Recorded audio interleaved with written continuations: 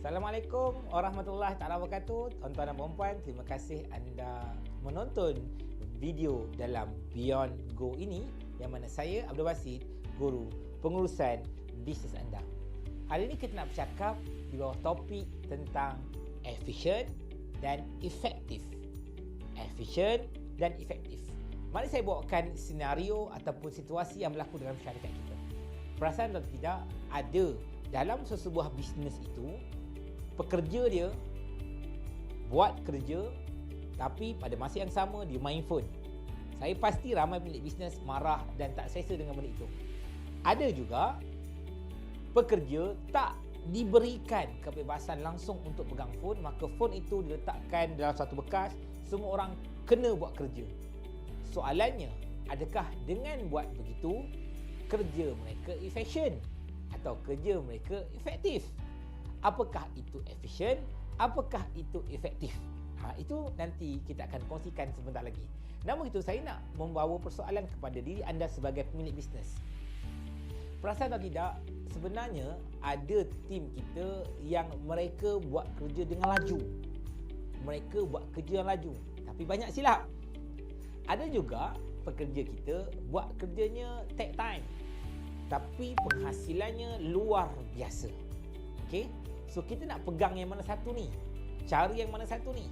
Tuan-tuan, saya beritahu kepada anda ini guideline-nya. Dalam syarikat, dalam pasukan kita, setiap orang tak sama. Allah dah jadikan setiap manusia tak sama. Maka anda kena faham, dalam departmen sebuah syarikat tidak sama cara kita mengendalikan setiap pasukan-pasukan itu. Maka manager atau anda sebagai pemilik bisnes maupun HOD, Head of Department, perlu faham apakah kriteria yang anda nak lihat kepada pasukan anda.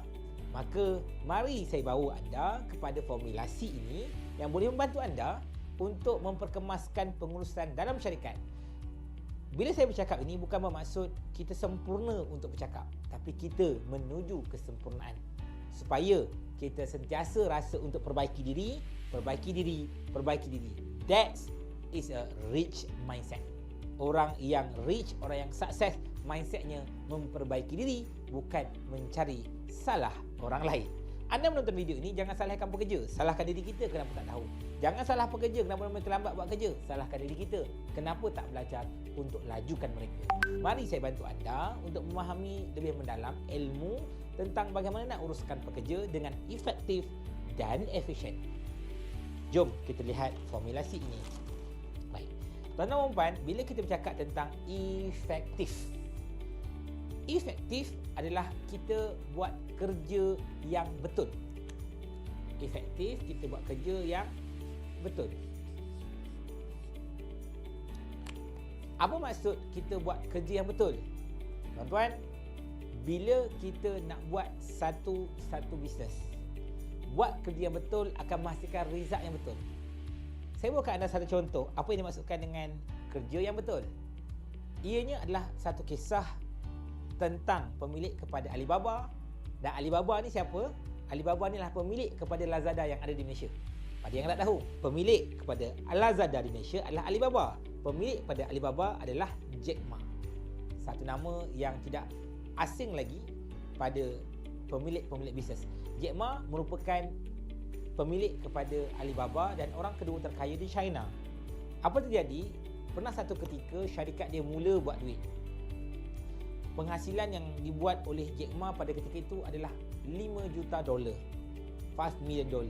Apa terjadi? Beliau mula untuk melatih dan melantik orang dalam kalangan orang-orang korporat. Pemilik pekerja-pekerja yang pernah bekerja di syarikat korporat yang berpengalaman mengendalikan syarikat-syarikat besar.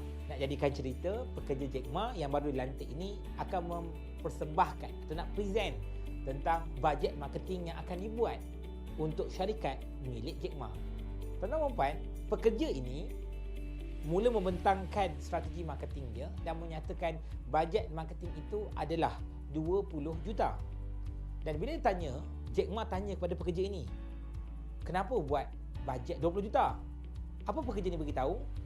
Pekerja ni bagi tahu adalah sebelum ini dia tak pernah buat bajet bawah daripada 50 juta. Dan ketika itu barulah Jack Ma sedar yang pekerja ini bagus dalam kerjanya. Tapi beliau bukan orang yang betul. Kenapa? Sebab dalam syarikat hanya ada 5 juta sahaja. Tuan-tuan dan puan, yes, kemungkinan kita ada pekerja yang bagus buat kerja. Dia boleh buat satu design yang power gila. Dia boleh buat design banyak gila. Tapi adakah yang dia buat itu design yang kita nak? Saya pernah ada pekerja yang boleh uruskan, dia boleh rancang, dia boleh buat 13 kerja. Yang saya minta 5 saja. Tapi persoalannya, bila dia hantar 13 kerja tu, bukan 13 kerja yang saya nak. Dia pergi buat kerja lain. So, itu yang dinamakan adakah pekerja itu efektif atau tidak. Pekerja dalam syarikat banyak yang tidak efektif. Kenapa? Mereka tak buat kerja yang betul. Kenapa tak buat kerja yang betul? Sebab kita tak tunjukkan apa yang betul. Kita tak tunjuk pun strategi planning kita. Kita tak tunjukkan plan syarikat kita. Kita biarkan mereka dengan dunia mereka buat kerja ikut mereka, tidak ikut perancangan kita. Maka tak lahirlah yang efektif. Efisien pula.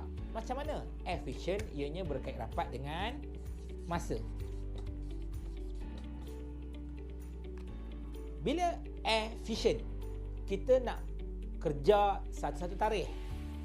Contohnya, deadline untuk buat benda ni adalah 1 minggu. Efisien adalah kita boleh siapkan lebih awal daripada masa yang sepatutnya. Contohnya 5 hari. Itu efisien. Biasanya, majikan dia suka efisien. Oh, buat laju. Tapi adakah dia kerja yang betul? Tuan-tuan dan puan, dalam sebuah syarikat, biasanya pekerja akan stres dengan kerja yang efisien. Kita nak laju. Bila kita nak laju, tapi mereka tak faham nak buat macam mana, tak tahu nak buat kerja yang betul, mereka akan stres. Sebab itu, saya nak bagi tahu kepada anda, tuan-tuan dan puan-puan, nak tahu bahawa efektif dan efisien ini, jawapannya adalah sistem. Soalan saya, adakah kita membangunkan bisnes yang kita boleh lihat mereka punya efisien? Kita boleh lihat pekerja punya effectiveness. Tengok balik pekerja kita efisien atau tidak, efektif atau tidak. Takut kerana kita sibuk dengan aktiviti menjual sehingga kita tak perasan bahawa sebenarnya pekerja kita, kadang-kadang kita kerja sampai hari Sabtu, sebenarnya mereka cuma kerja 3-4 hari sahaja dah boleh siap. Lagi 3-4 hari yang seterusnya sibuk dengan main phone sahaja. Kenapa? Sebab tidak efektif. Orang atau majikan yang dapat efisien, dapat beli masa ini, dia akan menghasilkan kerja yang betul. Dapat? Sebab itu perlunya ada sistem untuk pantau pekerja kita supaya mereka buat kerja yang betul dan ikut masa yang kita mahukan. Orang yang dapat kerja masa dan dapat kerja efisien, syarikat dia akan lebih laju selepas ini. Sekian sahaja daripada saya, Abdul Basit. Moga-moga ilmu ini membantu anda. Saya, Guru Pengurusan Bisnes Anda.